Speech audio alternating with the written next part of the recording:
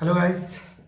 तो कुछ टॉपिक को आज डिस्कस करने वाले हैं। ऐसे कुछ टॉपिक्स हैं जो बच्चे काफ़ी पसंद करते हैं। जैसे कुछ वीडियोस बच्चे काफ़ी देखने पसंद करते हैं, जो सी के बच्चे, सी एम के बच्चे, सी एस के बच्चे एंड अदर फाइनेंस सेक्टर के जो फाइनेंस फील्ड के जो स्टूडेंट्स हैं, वो लोग काफ़ी शार्क टैंक इंडिया देखना पसंद करते हैं। तो मैं उनमें कुछ वर्ड्स का इस्तेमाल होता है, ऐसे कुछ वर्ड्स होते हैं और भी जो अदर स्टूडेंट्स होते हैं वो भी देखना काफ़ी पसंद करते हैं शार्क टैंक इंडिया के वीडियोस।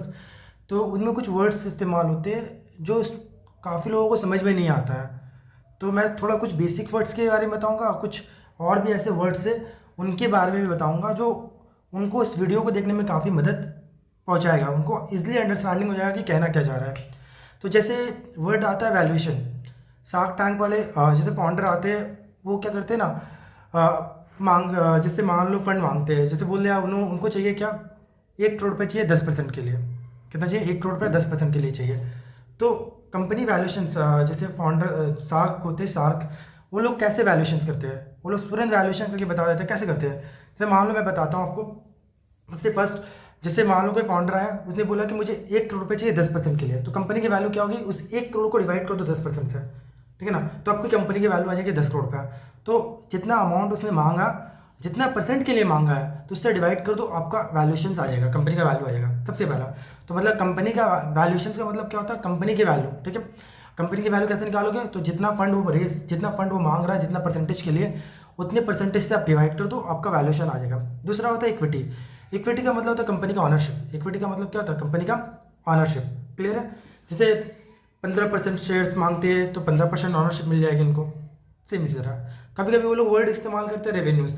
रेवेन्यूज़ का मतलब होता है, सीधी सी बात है मैं बताऊँ, रेवेन्यूज़ का मतलब होता है सेल से आने वाली टोटल इनकम। रेवेन्यूज़ का मतलब क्या होता है, सेल से आने वाली टोटल इनकम, ठीक है ना। आपका एनुअल जो इनकम होता है, एनुअल जो इनकम होता है, मतलब सेल से जो, उसको हम लोग बोलते हैं एनुअल रेवेन्यू। मतलब रेवेन्यूज़ का मतलब क्या था, सेल से आने वाली इनकम। जीपी सुने हो, जीपी ग्रॉस प्रॉफिट मार्जिन। कभी कभी आपको वो लोग ग्रॉस मार्जिन यूज़ करते हैं। तो ग्रॉस मार्जिन का मतलब क्या होता है, आप सेल्स को ले लो और सेल्स से जितना सारे डायरेक्ट कॉस्ट है उसको माइनस कर दो। मतलब कि डायरेक्ट कॉस्ट मतलब कि प्रोडक्ट बनाने का खर्चा। डायरेक्ट कॉस्ट मतलब क्या होता है, प्रोडक्ट का, अगर सिंपल वर्ड में बताओ तो प्रोडक्ट का बनाने का खर्चा, उसको माइनस कर दो सेल से, तो आपका आ जाएगा ग्रॉस प्रॉफिट। क्या आ जाएगा? ग्रॉस प्रॉफिट, जिसको हम लोग ग्रॉस मार्जिन भी बोलते हैं, ठीक है। और इसको परसेंटेज टर्म में कैसे बता सकते हैं, ग्रॉस मार्जिन कैसे बताएंगे परसेंटेज टर्म में।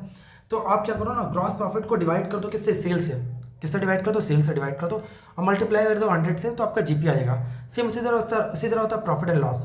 प्रॉफिट एंड लॉस क्या होता है, आप सेल से सारे खर्चे माइनस कर दो, सेल से जितने सारे खर्चे सब माइनस कर दो और आपका आ जाएगा पीएल। क्या आ जाएगा? आपका प्रॉफिट एंड लॉस। अगर प्रॉफिट एंड लॉस आपको परसेंटेज में बताना है तो प्रॉफिट एंड लॉस को आप प्रॉफिट को किससे डिवाइड कर दो, नेट प्रॉफिट को किससे डिवाइड कर दो, सेल से। तो आपका नेट प्रॉफिट मार्जिन मतलब प्रॉफिट मार्जिन आपका आ जाएगा, नेट प्रॉफिट मार्जिन।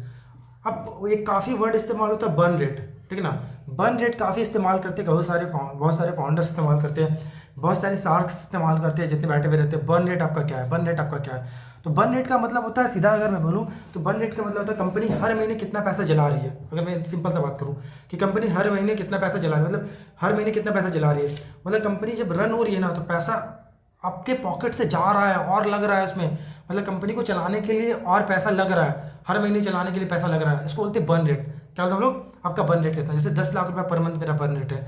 क्लियर है? ये हो गया, मैं बोल सकता हूँ। अब रनवे, ये what do you mean by runway? कभी कभी रनवे नाम का इस्तेमाल करता है। तो रनवे होता क्या, मतलब कंपनी कितने महीने चल सकती है बिना नया पैसा लगाए, कंपनी कितने महीने चल सकती है, दैट इज कॉल्ड रनवे। तो कंपनी कितने महीने चल सकती है, इसको हम लोग बोलते हैं रनवे। बिना पैसा लगाए कंपनी कितने महीने चल सकती है, इसको हम लोग बोलते हैं रनवे। क्लियर? अब काफ़ी वर्ड इस्तेमाल होते हैं, एबिटा। एबिटा, EBITD है एबिटा, काफ़ी इस्तेमाल होता है एबिटा। तो एबिटा का मतलब क्या होता है, कंपनी का ऑपरेटिंग प्रॉफिट। एबिटा का मतलब क्या होता है, कंपनी का ऑपरेटिंग प्रॉफिट। फाइनेंस टर्म में हम लोग एबिटा को हम लोग कंपनी का ऑपरेटिंग प्रॉफिट बोलते हैं। क्लियर है?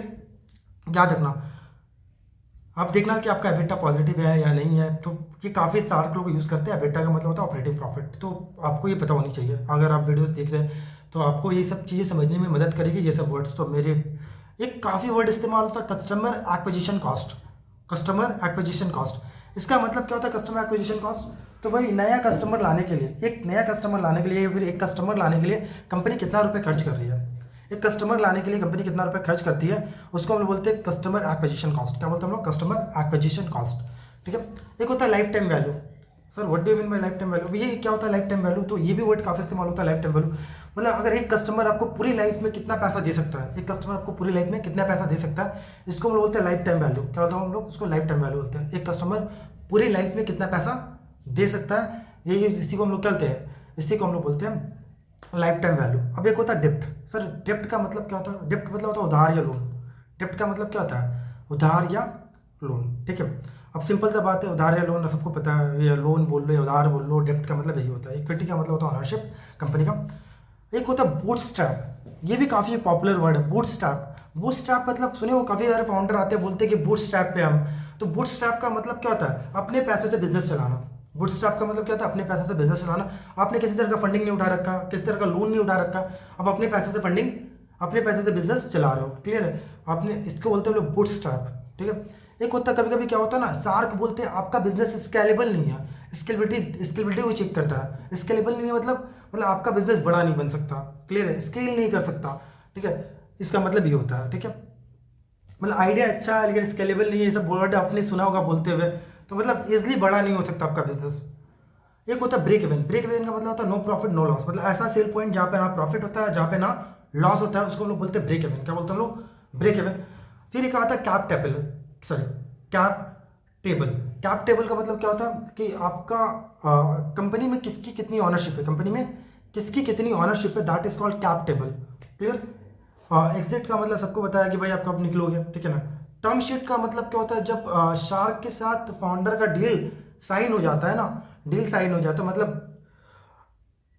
मतलब सीधा सा बात बोलो, डील का जो कंडीशन होता है ना, उसका रिटेन एग्रीमेंट होता है टर्म शीट। डील का जो कंडीशन होता है उसका रिटेन एग्रीमेंट होता है टर्म शीट, याद रखना, ठीक ना। मतलब एक रिटेन एग्रीमेंट होता है शार्क के बीच में और फाउंडर्स के बीच में। कभी कभी रॉयल्टी वर्ड आपने सुना होगा, रॉयल्टी। शार्क बोलते हैं हमको, हम आपकी कंपनी में इन्वेस्ट करेंगे लेकिन हमको रॉयल्टी भी चाहिए। तो रॉयल्टी वो लोग किसके ऊपर जनरली लेते हैं? सेल्स के ऊपर, ठीक है ना। मतलब 1% चाहिए, बोलते हैं रॉयल्टी भी चाहिए मेरे को 1%, 0.5%। तो वो किसके ऊपर जनरली निकलता है? सेल के ऊपर निकलता है रॉयल्टी। ये भी बात है। एक होता है pre money and post money valuation. Pre money valuation, post money valuation का मतलब क्या होता है? कंपनी में इन्वेस्ट करने से पहले, फंड लगाने से पहले वैल्यूएशन क्या थी, कंपनी में फंड लगाने के बाद कंपनी का वैल्यूएशन क्या हो गई, that is called pre money valuation और पोस्ट मनी वैल्यूएशन। बस ये सब वर्ड्स आप अपने ध्यान में रखो। आपको ये सारे वर्ड्स जो है फाइनेंस के काफ़ी हेल्प करेंगे फाइनेंशियल वीडियो देखने में, और शार्क टैंक की वीडियो देखने में भी काफ़ी हेल्प करेंगे। तो मैंने आपको बूटस्ट्रैप के बारे में बताया, pre money valuation, post money valuation, valuation क्या होता है, रॉयल्टीज़ क्या होती है ना, कैप टेबल क्या होता है मैंने बताया, ब्रेक इवन क्या होता है, स्केलेबल क्या होता है, डेप्ट क्या होता है, लाइफ टाइम साइकिल्स क्या होता है, लाइफ टाइम वैल्यू क्या होता है, कस्टमर एक्विजिशन कॉस्ट क्या होता है, एबिटा क्या होता है, रनवे क्या होता है, बर्न रेट क्या होता है। तो ये सारी चीज़ें मैंने आपको बताई जो आपको काफ़ी मदद मिली। चलो इसी तरह के वीडियो देखने के लिए आप मुझे फॉलो करें, सब्सक्राइब करें।